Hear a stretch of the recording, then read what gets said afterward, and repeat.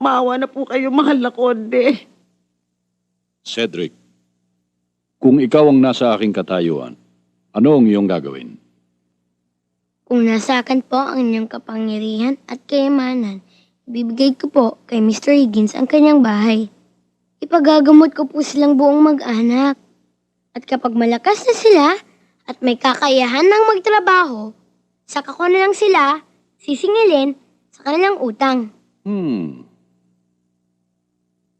Kung ganon, Lord Cedric ng Doreen Court, kung yan ang iyong pasya,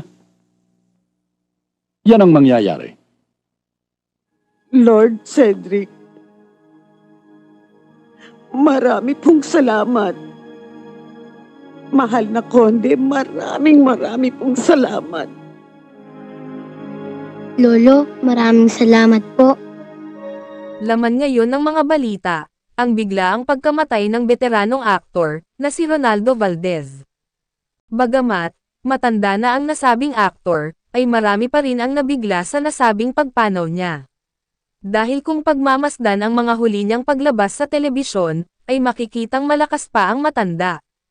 Dahil sa hindi napapanahon na pagpanaw niya, ay marami ang naghaka-haka, na maaaring may krimen na nangyari, o sadyang nagpakamatay ang nasabing aktor.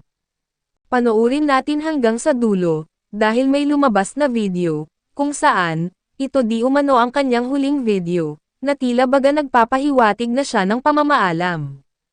Halika't, balikan natin ang maikling kwento, kung paano siyang nagsimula sa industriya, at alamin din natin ang tunay na sanhi ng kanyang kamatayan, base na rin sa mga opisyal na pahayag ng otoridad.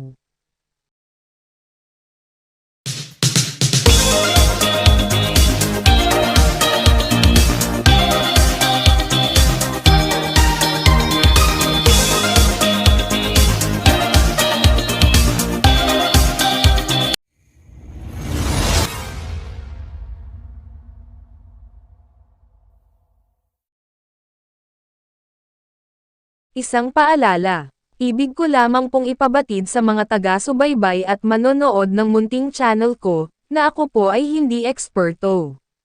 Ang mga kwentong mapapanood nyo sa channel ko, ay hindi nagsasaad ng tama, at eksaktong impormasyon, tungkol sa pagsasalarawan sa subject ng topic ko. Ito ay bunga lamang sa aking mga pananaliksik. Maraming salamat po.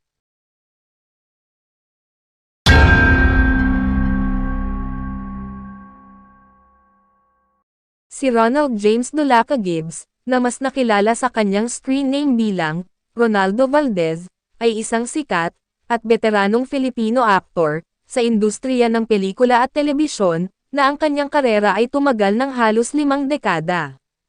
Siya ay ipinanganak noong November 27, 1947 sa Metro Manila.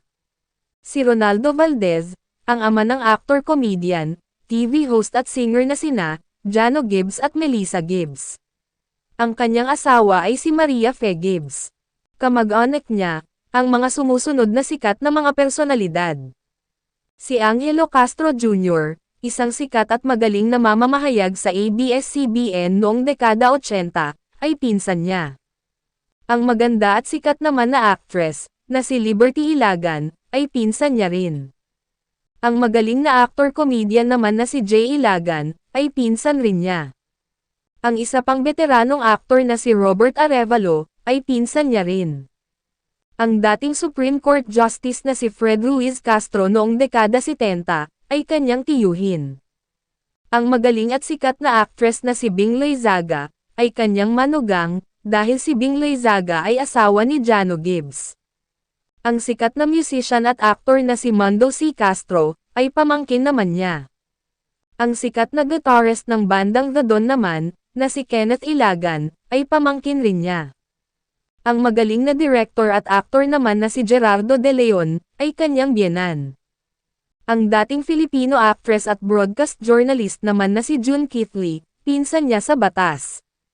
At, ang bitira ng actress naman na si Barbara Perez, ay pinsan niya rin. Siya ay natuklasan ng King of Comedy na si Dolphy, sa kalagitnaan ng 1960s, bago gumawa ng maraming mga pelikula, noong 1970s. kung saan siya ay nakakuha ng katanyagan sa pagganap ng mga mahahalagang papel, tulad ng bilang isang ama ng bida o supporting character sa pelikula.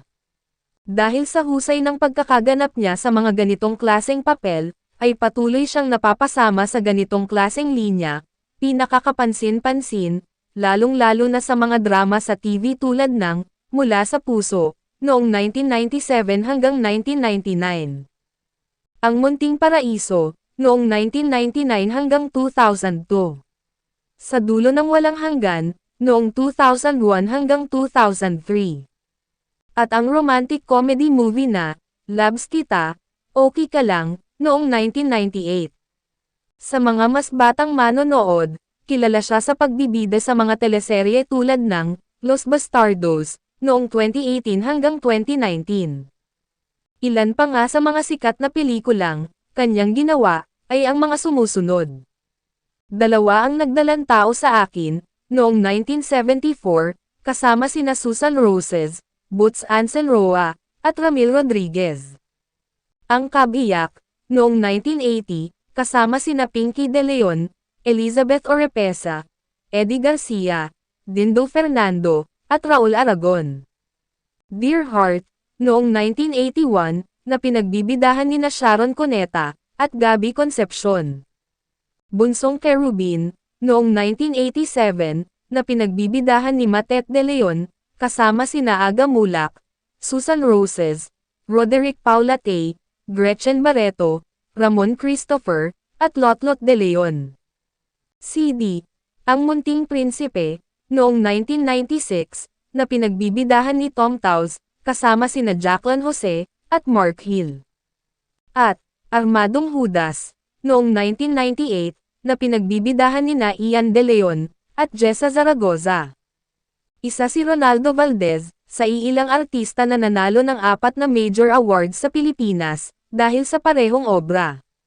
Sumali siya sa exclusive Grand Slam Club, noong 1994, nang manalo siya ng Best Supporting Actor Awards, sa Film Academy of the Philippines Awards, FAMAS Awards, Gawad Urian, at Star Awards, para sa kanyang role sa May Minamahal. Si Ronaldo Valdez, ay napabalitang namatay, nito lamang December 17, 2023, sa edad na 76 na taong gulang. Agad namang kinumpirma ng pulisya at ng kanyang anak na si Jano Gibbs, ang pagkamatay ng veteranong aktor. Sa ngayon, ay blanko pa ang mga otoridad sa tunay na dahilan ng pagkamatay ni Ronaldo Valdez.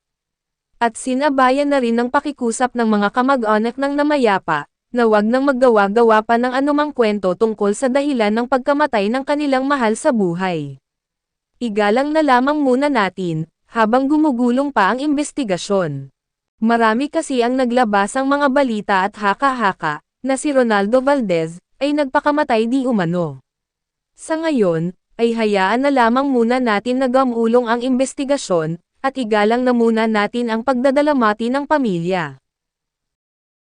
Ano't ano pa man, ang nangyari sa buhay ng ating mga iniidolo, ay hinding-hindi kailanman matatawaran, ang kanilang mga naging ambag sa industriyang kanilang kinabibilangan, na minsan ang nagbigay sa atin ng saya, nagpangiti, nagpahanga, nagpaibig, at nagbigay inspirasyon sa ating kapwa. The time has come. Holding Lola, sir, my breath, here, holding my signing breath till over I and can out. say